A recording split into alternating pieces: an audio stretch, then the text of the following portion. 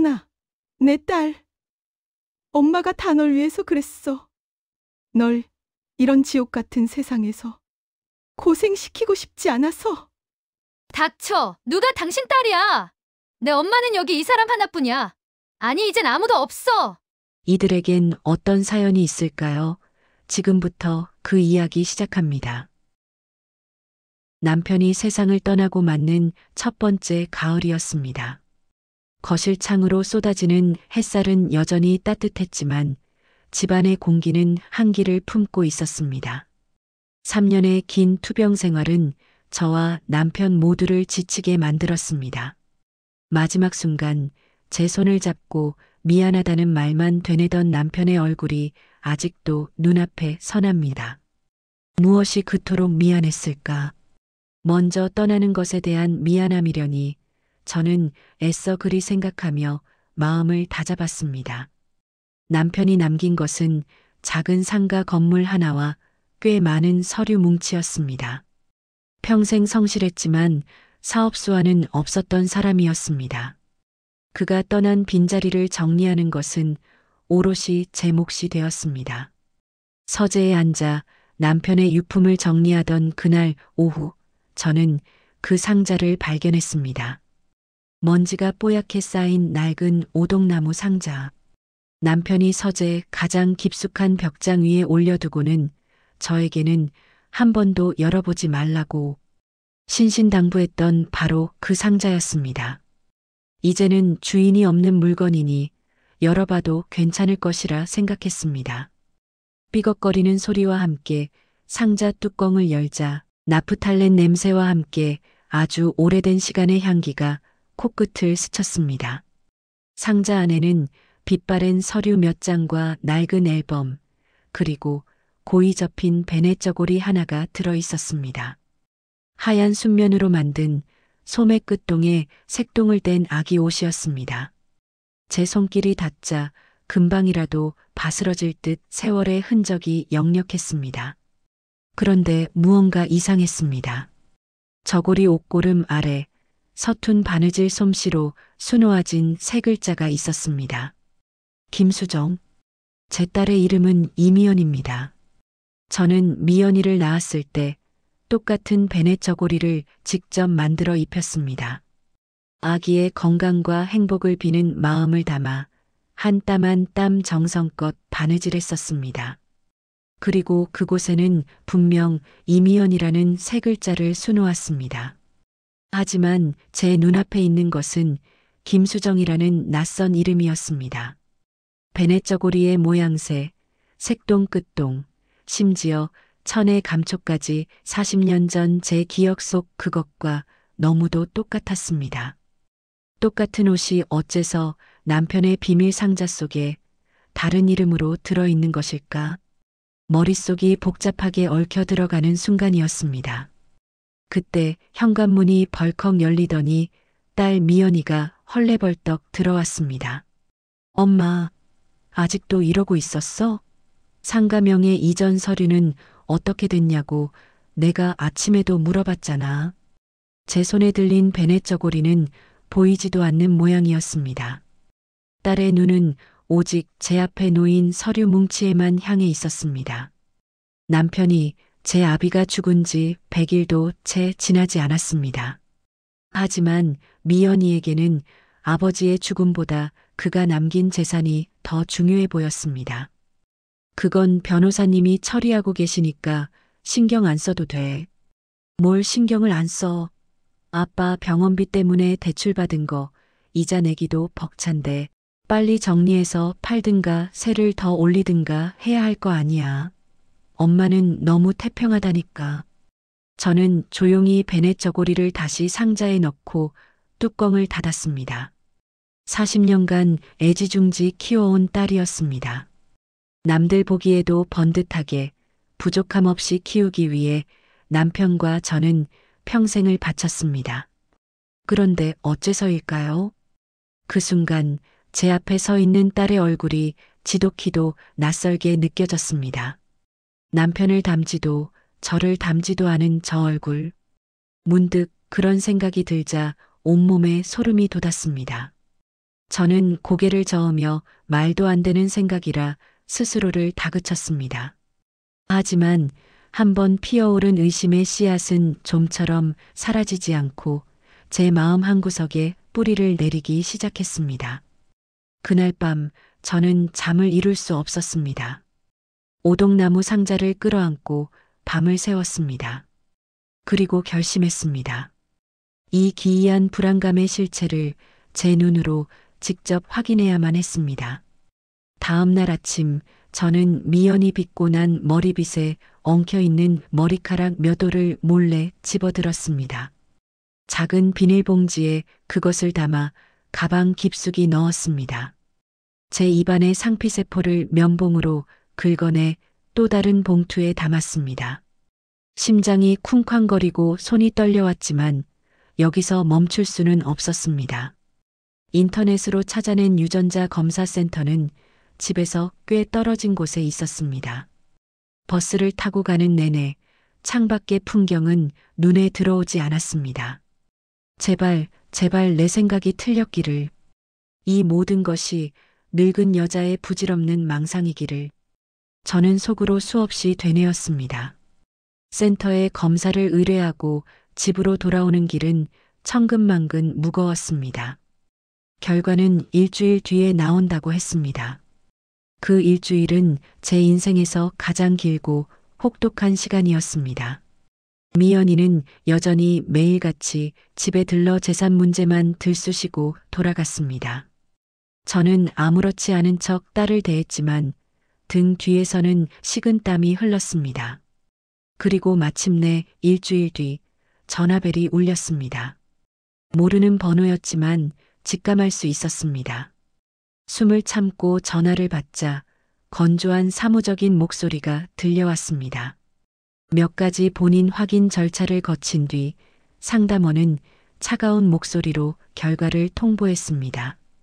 친자관계 불일치 확률 99.99%. 그 5글자는 제 세상 전체를 무너뜨리는 망치 소리와도 같았습니다. 수화기를 든 채 저는 그 자리에 얼어붙었습니다. 온몸에 피가 빠져나가는 느낌이었습니다. 40년. 제가 딸이라 믿고 사랑을 쏟아부었던 그 모든 시간이 한순간에 부정당했습니다. 정신을 차렸을 때 저는 이미 낡은 주소 하나를 손에 들고 버스에 올라탄 뒤였습니다. 40년 전 제가 미연이를 낳았던 미래산 부인과의 주소였습니다. 하지만 제 기억 속 희고 깨끗했던 병원 건물은 간데없고 그 자리에는 낡고 지저분한 노래방 간판만 덩그러니 걸려 있었습니다. 병원은 이미 10년도 더 전에 폐업했다고 했습니다. 허망한 마음에 주저앉아 있는데 근처 부동산 중개인이 다가와 말을 걸었습니다. 자초지종을 듣던 그는 당시 병원에서 일하던 간호사 중 한 명을 어렴풋이 기억해냈습니다. 남편도 자식도 없이 혼자 사는 사람이었는데 몇 해 전 치매가 와서 시립 요양병원에 들어갔다는 이야기였습니다. 저는 지푸라기라도 잡는 심정으로 그 요양병원을 찾아갔습니다. 수소문 끝에 찾아낸 박씨 성의 간호사는 창가에 앉아 멍하니 허공만 바라보고 있었습니다. 세월의 풍파를 정통으로 맞은 얼굴에는 깊은 주름과 검버섯만 가득했습니다. 저를 알아보지 못하는 것이 당연했습니다. 제가 먼저 말을 걸었습니다. 40년 전 미래산 부인과에서 아기를 낳았던 산모라고. 그러자 초점 없던 그녀의 눈동자가 희미하게 흔들리기 시작했습니다. 제가 품에서 김수정이라는 이름이 수놓인 베넷 저고리를 꺼내 보여주자 노파의 얼굴이 공포로 하얗게 질렸습니다. 아기 엄마 내가 죽을 죄를 지었어. 그녀는 제 손을 부들부들 떨며 붙잡았습니다. 텅 비어있던 눈동자에 갑자기 눈물이 그렁그렁 맺혔습니다. 돈 때문에 그 여자가 돈만 주면 아기만 바꿔치기 하면 다 해결된다고 그래서. 뭐라고요? 그게 무슨 말씀이세요? 바꿔치기라니. 그럼 내 진짜 딸은.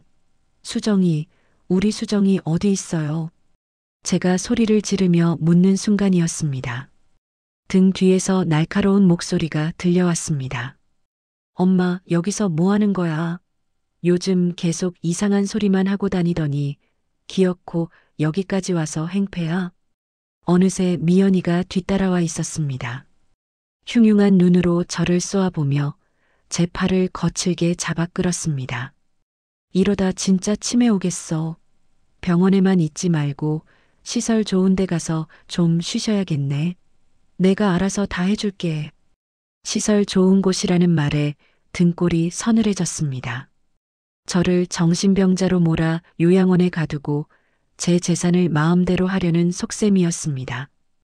이제야 모든 조각이 맞춰졌습니다. 이 아이는 처음부터 제 딸이 아니었고 지금은 제 인생의 마지막 남은 것까지 송두리째 빼앗으려 하고 있었습니다. 저는 미연이의 손을 뿌리쳤습니다. 제 인생에서 한 번도 내본 적 없는 괴력을 발휘했습니다. 놀라 주춤하는 미연이를 뒤로하고 저는 요양병원 복도를 미친 듯이 달려나왔습니다. 뒤에서 저를 부르는 고함 소리가 들렸지만 돌아보지 않았습니다. 차가운 겨울 바람이 폐부 깊숙이 파고들었지만 멈출 수 없었습니다. 택시를 잡아 타고 집으로 돌아오는 내내 심장이 터질 것처럼 뛰었습니다. 두려움과 분노, 그리고 배신감이 온몸을 휘감았습니다. 집에 도착하자마자 문을 걸어 잠갔습니다. 이제 이 집도 더는 안전한 곳이 아니었습니다. 40년. 장장 40년의 세월 동안 저는 완벽한 타인을, 내 딸의 인생을 훔친 도둑의 자식을 품에 안고 살아온 것이었습니다. 제가 진짜 딸에게 입혔어야 할 옷을, 주었어야 할 사랑을, 누리게 했어야 할 삶을 저 가짜가 모두 도둑질한 것이었습니다. 그리고 이제는 제 남은 재산과 제 정신까지 훔치려 하고 있었습니다. 눈물이 쏟아질 것 같았지만 이를 악물고 참았습니다. 울고 있을 시간이 없었습니다. 이제 모든 것이 분명해졌습니다. 남편의 비밀 상자, 낯선 이름의 베넷저고리, 친자 불일치 결과, 그리고 치매에 걸린 간호사의 섬뜩한 증언까지 이 모든 것은 거대한 기만극의 증거였습니다. 남편은 아마 모든 사실을 알고 있었을 겁니다. 죽는 순간까지 제게 미안하다고 했던 이유는 바로 이 끔찍한 진실을 평생 숨겨온 것에 대한 죄책감이었을 겁니다. 저는 서재로 들어가 카메라를 꺼내 들었습니다. 몇 달 전 소일거리 삼아 시작했던 반려 식물 유튜브 채널의 촬영 장비였습니다. 구독자라고는 겨우 100명을 넘긴 작은 채널이었지만 이제부터 이곳은 제 전쟁터가 될 것이었습니다. 저는 삼각대에 카메라를 세우고 렌즈를 똑바로 응시하며 녹화 버튼을 눌렀습니다. 더 이상 베고니아의 꽃말이나 몬스테라의 물주기에 대해 이야기할 수는 없었습니다. 안녕하십니까? 정의의 작은 정원 채널을 운영하는 이정희입니다. 오늘 저는 식물 이야기가 아닌 제 인생에 대한 이야기를 하려고 합니다. 40년을 애지중지 키운 딸이 제 딸이 아니라는 끔찍한 진실을 저는 남편의 유품에서 시작된 작은 실마리 하나로 알게 되었습니다. 제 인생 전체가 부정당하는 순간이었습니다. 하지만 울고 있을 수만은 없었습니다. 진짜 내 딸의 인생을 훔쳐간 사람들에게 대가를 치르게 해야 했으니까요. 저는 그렇게 제 복수의 서막을 열었습니다. 영상은 올리지 않았습니다. 이것은 모든 것이 끝났을 때 공개할, 저들의 죄를 증명할 기록이 될 것입니다. 저는 컴퓨터 앞에 앉았습니다. 가장 먼저 해야 할 일은 제 진짜 딸, 김수정의 행방을 찾는 것이었습니다. 40년 전 그날, 미래산 부인과에서 태어난 모든 김수정이라는 이름의 아기를 찾아야 했습니다. 그리고 동시에 40년간 저를 속이고 제 모든 것을 빼앗으려 한 자들을 향한 복수를 설계하기 시작했습니다. 미연이, 그리고 그 아이 뒤에 있을 이름 모를 공범들. 그들의 탐욕이 어떤 대가를 치르게 되는지 이 늙은 여자가 가진 모든 것을 걸고 똑똑히 보여줄 것이라 다짐했습니다. 밤은 깊었고 제 분노는 그보다 더 깊게 타오르고 있었습니다. 밤을 새워 인터넷을 뒤졌습니다. 40년 전 출생아 기록 찾기, 입양아 가족 찾기 등 온갖 검색어를 입력하며 정보를 모았습니다. 하지만 개인정보보호법의 벽은 높았고 개인이 얻을 수 있는 정보에는 한계가 있었습니다. 다음 날 저는 남편이 남긴 예금 중 일부를 인출했습니다. 그리고 수소문 끝에 신뢰할 만하다는 평판을 가진 흥신소, 아니 민간조사기업이라는 번듯한 간판을 내건 곳을 찾아갔습니다. 사무실을 지키고 있던 사람은 의외로 젊고 똑 부러져 보이는 여성이었습니다. 저는 제 사정을 모두 털어놓았습니다. 베넷저고리 사진과 유전자 검사 결과서, 그리고 제가 아는 모든 정보를 그녀에게 넘겼습니다. 그녀는 제 이야기를 듣는 내내 동요 없이 침착했지만 그 눈빛만은 날카롭게 빛나고 있었습니다. 그녀는 성공 보수를 포함한 만만치 않은 금액을 불렀지만 저는 망설이지 않고 계약금 전액을 계좌이체했습니다. 돈이 얼마가 들든 제 딸을 찾아야만 했습니다. 한편으로는 미연이의 공격에 대한 방어도 시작해야 했습니다. 예상대로 미연이는 곧장 법률 대리인을 통해 성년 의견 개시 심판을 청구해 왔습니다. 제가 최근 이상 행동을 보이며 재산 관리에 심각한 문제를 보이고 있다는 것이 이유였습니다. 한마디로 저를 법적으로 금치산자로 만들어 재산을 가로채겠다는 수작이었습니다. 하지만 저는 이미 한 발 앞서 움직인 뒤였습니다. 미연이가 요양병원에서 난리를 피운 바로 다음 날 저는 대학병원 신경정신과를 찾아가 정밀 검사를 받았습니다. 인지능력, 기억력, 판단력 등 모든 면에서 지극히 정상이라는 소견서를 받아두었습니다. 그리고 평소 저를 잘 알던 변호사를 찾아가 미연이의 접근에 대비한 법적 절차를 상담해 두었습니다. 상가 건물과 예금 등 모든 재산을 변호사가 관리하는 신탁에 맡겨 제가 법적으로 문제가 생기더라도 미연이가 단 한 푼도 손댈 수 없도록 조치했습니다. 며칠 뒤 미연이에게서 전화가 걸려왔습니다. 분노로 이성을 잃은 목소리였습니다. 엄마, 지금 제정신이야? 어떻게 나 몰래 재산을 다 신탁으로 돌려놓을 수가 있어? 내가 엄마 딸인데. 저는 그 어느 때보다 차분한 목소리로 대답했습니다. 내가 내 딸이니까. 내가 헛된 욕심에 눈이 멀어 죄 짓는 걸 막기 위한 엄마의 마지막 배려라고 생각해라. 뭐? 죄? 지금 나한테 하? 기가 막혀서. 아빠 돌아가시더니 엄마가 완전히 이상해졌네. 내가 신청한 거 봤지? 법원에서 곧 사람이 갈 거야. 전문가들이 보면 엄마가 정상인지 아닌지 바로 알 수 있을 테니까 그렇게 알아. 전화기 너머로 들려오는 악다구니에도 제 마음은 잔물결 하나 잃지 않았습니다. 이미 저는 이길 준비를 마쳤기 때문입니다. 그래. 기다리고 있으마.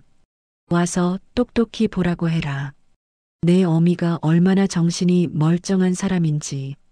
저는 전화를 끊었습니다. 첫 번째 반격은 성공적이었습니다.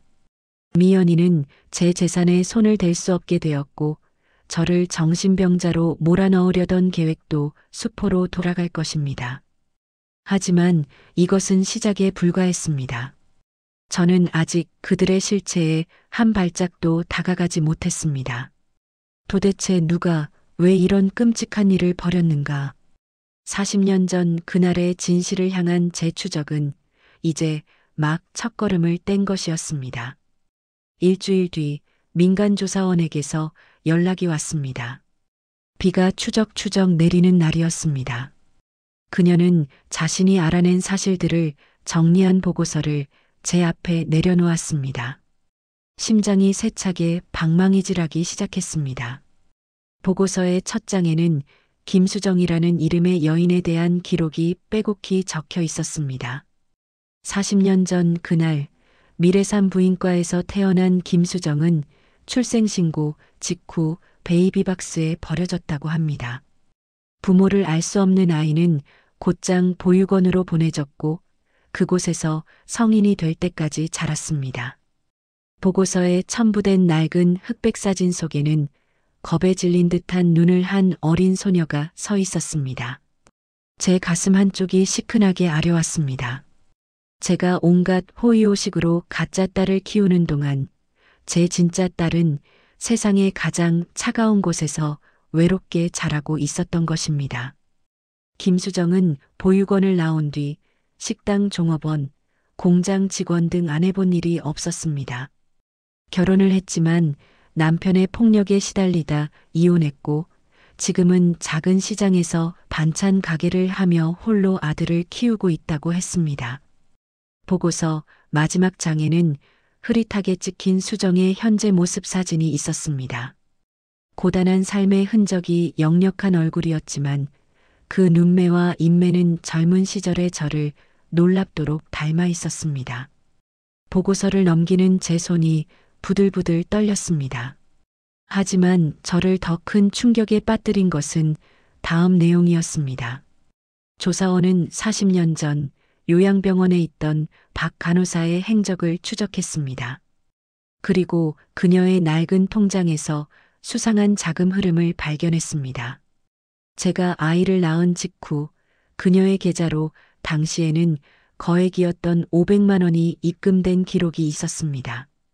송금자의 이름은 박만호. 그 이름을 보는 순간 저는 숨을 쉴 수가 없었습니다. 박만호. 그는 남편의 오랜 사업 동료이자 남편의 뒤통수를 치고 회사를 통째로 삼켜버린 원수 같은 인간이었습니다. 남편은 그 충격으로 사업을 접었고 평생 박만호의 이름만 들어도 치를 떨었습니다. 그런데 왜 그의 이름이 여기서 나오는 것일까? 박만호가 대체 왜 박 간호사에게 돈을 보내 내 아이를 바꿔치기 하게 만든 것이란 말인가? 남편을 사업적으로 매장한 것도 모자라 그의 자식까지 훔쳐간 것이란 말입니까? 머릿속에서 수만 가지 가설이 떠올랐다 사라졌습니다. 이것은 단순한 돈 문제가 아니었습니다. 제 남편을 향한 혹은 우리 가족을 향한 지독한 원한이 얽혀 있는 것이 틀림없었습니다. 미연이는 이 사실을 알고 있었을까? 아니, 어쩌면 미연이 역시 이 거대한 사기극의 또 다른 피해자일지도 모른다는 생각마저 들었습니다. 하지만 곧 고개를 저었습니다. 설령 과거의 진실을 몰랐다 해도 저를 정신병원에 가두고 재산을 빼앗으려 한 미연이의 죄는 용서받을 수 없었습니다. 저는 결심했습니다. 이 모든 의문의 열쇠를 쥐고 있을 남자 박만호를 직접 만나야겠다고. 그는 현재 국내 굴지의 건설사를 운영하는 회장이 되어 있었습니다. 남의 인생을 짓밟고 쌓아올린 성공이었습니다. 저는 수화기를 들고 박만호 회장의 비서실로 전화를 걸었습니다. 40년 전 미래산 부인과에서 있었던 일에 대해 할 이야기가 있다고 전했습니다. 제 예상이 맞다면 그는 저를 외면하지 못할 것이었습니다. 이제 이 기나긴 복수극의 진짜 흑막을 마주할 시간이 다가오고 있었습니다. 박만호의 사무실은 도시 전체가 내려다 보이는 초고층 빌딩의 꼭대기층에 있었습니다.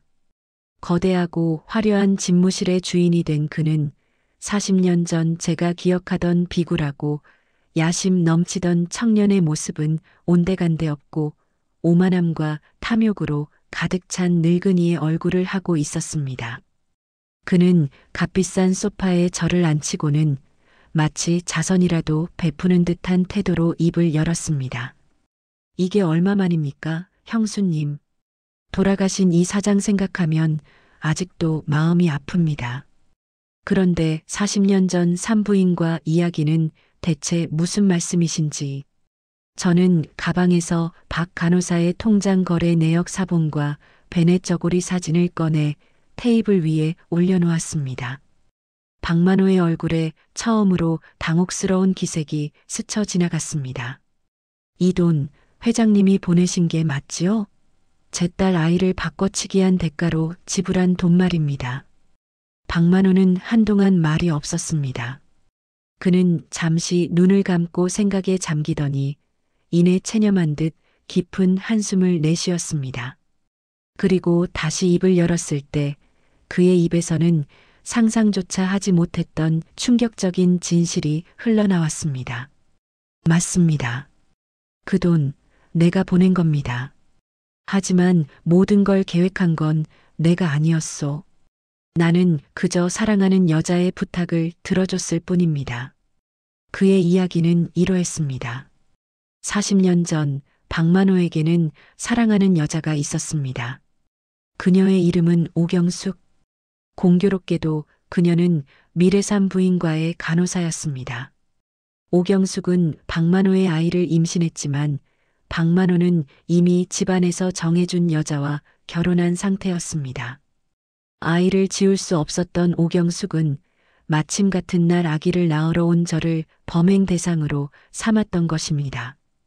부유한 집 사모님인 저와 자신의 아기의 운명을 바꿔치기 위해서 제 자식만큼은 세상 편하게 살게 해주고 싶다는 이기적인 욕망이었습니다. 경숙이는 자기 딸이 이 사장 밑에서 부잣집 아가씨로 크는 걸 보며 만족해야 했소. 나는 그저 경숙이가 하자는 대로 돈을 대주고 뒤를 봐줬을 뿐입니다. 이 사장에게 사업적으로 원한이 있었던 것도 사실이니 겸사겸사 복수를 한 셈 치기도 했고 박만호의 고백을 듣는 순간 온몸에 힘이 빠져나가는 것 같았습니다. 제가 40년간 키워온 딸 미연이가 바로 남편의 원수 박만호와 오경숙이라는 여자의 혼외 자식이었던 것입니다.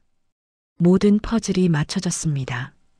미연이가 왜 저나 남편을 조금도 닮지 않았는지, 왜 그토록 돈에 집착하고 이기적이었는지, 그 모든 것이 설명되었습니다. 그럼 그 오경숙이라는 여자는 지금 어디 있습니까? 미국으로 이민 가서 잘 살고 있어. 1년에 한두 번씩 한국에 들어와서 몰래 미연이를 보고 가곤 했지. 아마 미연이는 아직 자기가 내 딸이라는 건 모를 거요. 그냥 어릴 때부터 자기를 예뻐해 주던 미국 이모 정도로만 알고 있을 테니. 저는 자리에서 일어났습니다. 더 이상 들을 필요가 없었습니다. 적의 얼굴은 하나가 아니었습니다. 박만호, 그리고 오경숙, 그리고 그들의 피를 물려받은 이미영까지. 그들 모두가 제 인생을 망가뜨린 공범이었습니다. 저는 박만호를 향해 차갑게 말했습니다. 당신들의 이기심 때문에 내 딸은 평생을 고통 속에서 살았습니다. 그리고 당신 딸은 내 모든 것을 빼앗으려 하고 있고요. 이 죄값 반드시 치르게 해드리겠습니다. 회장실을 나오자 다리가 후들거렸습니다. 하지만 주저앉을 수 없었습니다. 이제 목표가 더욱 명확해졌습니다. 내 딸 수정을 되찾고 저 악마 같은 인간들에게 자신들이 저지른 짓이 어떤 결과를 낳는지 똑똑히 보여주어야 했습니다. 민간조사원이 알려준 주소지를 따라 찾아간 곳은 낡은 재래시장의 한 구석이었습니다. 수정 반찬이라는 작은 간판 아래 한 여인이 분주하게 움직이고 있었습니다. 제 딸 김수정이었습니다. 사진으로 본 것보다 더 마르고 지친 얼굴이었습니다. 하지만 꿋꿋하게 일하는 모습에서 강인한 생명력이 느껴졌습니다. 저는 차마 다가가지 못하고 한참을 멀리서 지켜보기만 했습니다. 무슨 말을 먼저 꺼내야 할까? 40년 만에 나타나 내가 내 애미다라고 말하면 저 아이가 과연 믿어줄까? 며칠을 망설인 끝에 저는 손님으로 위장하고 가게를 찾아갔습니다. 몇 가지 반찬을 주문하고 조심스럽게 말을 걸었습니다. 일은 힘들지 않은지 아들은 몇 살인지. 수정은 경계심 가득한 눈으로 저를 쳐다보면서도 묻는 말에는 꼬박꼬박 대답해 주었습니다. 그 목소리를 듣는 순간 눈물이 핑 돌았습니다. 제 젊은 시절 목소리와 너무도 닮아 있었기 때문입니다. 그날 이후 저는 매일같이 수정의 가게를 찾아갔습니다. 반찬을 사고 가게 일을 돕고 수정의 아들에게 작은 선물을 사주기도 했습니다. 서서히 경계심을 풀던 수정은 어느 날 제게 먼저 물었습니다. 왜 이렇게까지 잘해주시는 거냐고. 그때 저는 준비해온 유전자 검사 결과지와 베넷 저고리를 꺼내 보였습니다. 그리고 40년 전 그날 있었던 모든 이야기를 털어놓았습니다. 수정은 믿을 수 없다는 표정으로 저와 서류를 번갈아 쳐다보았습니다. 그녀의 큰 눈에서 눈물이 방울방울 떨어지기 시작했습니다. 그것은 원망도 슬픔도 아닌 거대한 혼란의 눈물이었습니다. 우리는 한참을 부둥켜 안고 울었습니다. 40년의 잃어버린 세월을 눈물로 대신하는 아프고도 서러운 재회였습니다. 수정이를 되찾자 제 복수 계획은 더욱 단단해졌습니다. 더 이상 잃을 것이 없었고 두려울 것도 없었습니다. 저는 박만호에게 다시 연락했습니다. 그의 죄를 덮어주는 조건으로 오경숙을 한국으로 불러들이라고 요구했습니다. 그리고 미연이에게는 상속 문제를 최종적으로 논의하자며 가족 식사를 제안했습니다. 장소는 제가 운영하는 유튜브 채널의 촬영 장소이기도 한 제 집 거실이었습니다. 약속한 날 제 집에는 모든 가해자가 모였습니다. 아무것도 모른 채 의기양양하게 나타난 미연, 불안한 기색이 역력한 박만호, 그리고 40년 만에 보는 얼굴이었지만 한눈에 알아볼 수 있었던 오경수까지. 저는 그들을 거실 테이블에 마주 앉게 했습니다. 테이블 위에는 제가 미리 설치해둔 소형 카메라가 모든 것을 녹화하고 있었습니다. 그래서 상속 포기각서에 도장 찍으려고 부른 거야? 진작 그럴 것이지. 미연이의 비아냥거림을 시작으로 저는 준비된 함정의 문을 열었습니다. 상속 이야기는 나중에 하지. 그 전에 우리 미연이한테 소개해줄 사람이 있어서 불렀다. 내 진짜 엄마 말이다. 제가 오경숙을 가리키자 미연이의 얼굴이 하얗게 굳었습니다. 뭐, 미국 이모가 왜 내 엄마야? 엄마, 진짜 치매 걸렸어? 치매는 내가 아니라 40년간 추악한 비밀을 숨기고 산 당신들이 걸린 거겠지. 저는 테이블 위에 유전자 검사 결과서를 던졌습니다. 그리고 박만호와 오경숙을 향해 말했습니다. 이제 당신들 입으로 직접 40년 전 그날 무슨 짓을 했는지 당신들 딸 앞에서 고백하라고. 거실의 공기가 얼어붙었습니다. 이제 곧 모든 진실이 폭로되고 거짓으로 쌓아 올린 그들의 세상이 무너져 내릴 참이었습니다.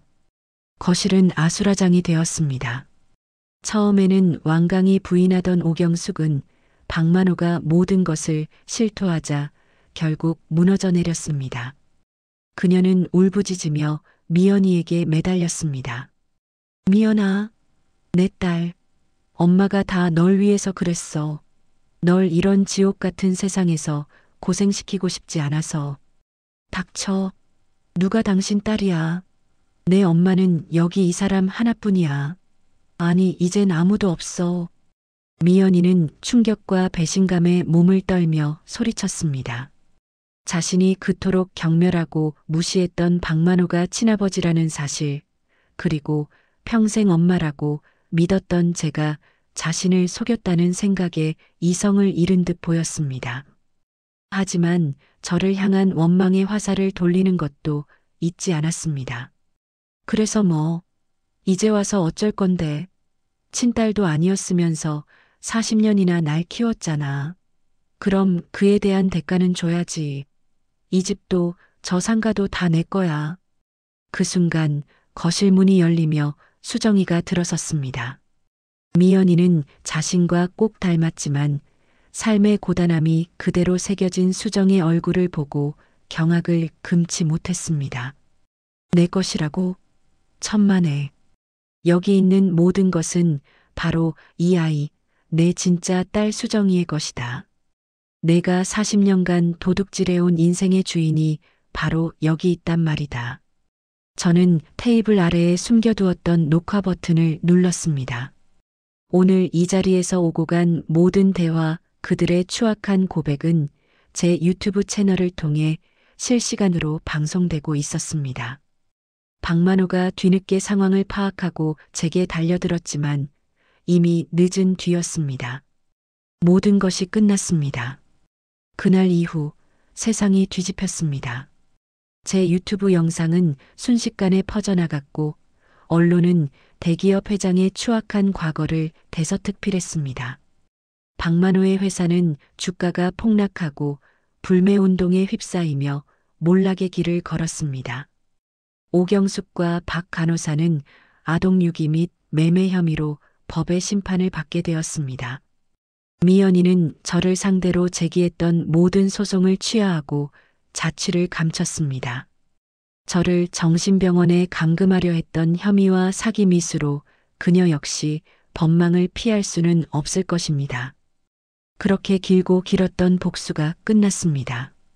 제 곁에는 이제 수정이와 손주가 함께합니다.